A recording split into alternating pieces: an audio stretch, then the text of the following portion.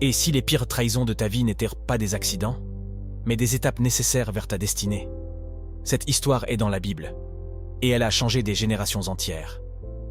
Acte 1. Le fils aimé, mais haï, Genèse 37. Joseph n'est qu'un adolescent, mais il est différent. Son père Jacob l'aime plus que les autres. Il lui offre un vêtement spécial, un symbole, et Joseph fait des rêves où ses frères se prosternent devant lui. Des rêves où Dieu semble annoncer quelque chose de grand. Mais ses frères n'y voient pas un appel. Ils y voient de l'arrogance, de la menace, de la jalousie. Un jour, dans les champs, loin du regard du père, ils passent à l'acte. Ils l'attrapent. Ils le jettent dans une citerne vide. Ils discutent de le tuer. Finalement, ils le vendent à des marchands, pour quelques pièces. Joseph disparaît. Pour son père, il est mort. Pour Joseph, tout commence. Acte 2. L'étranger en terre hostile, Genèse 39. Joseph arrive en Égypte, esclave, sans droit, sans nom. Mais une chose ne le quitte pas. Dieu est avec lui. Il travaille fidèlement. Il ne se plaint pas. Il ne se révolte pas. Son maître Potiphar lui fait confiance. Joseph prospère.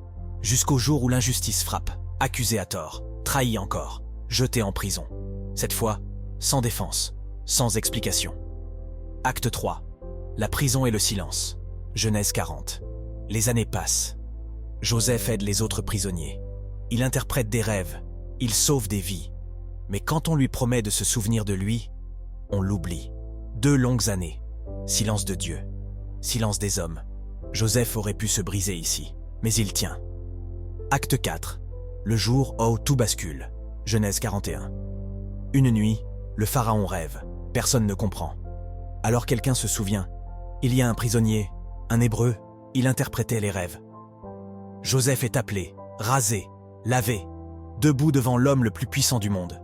Il parle sans arrogance, sans peur.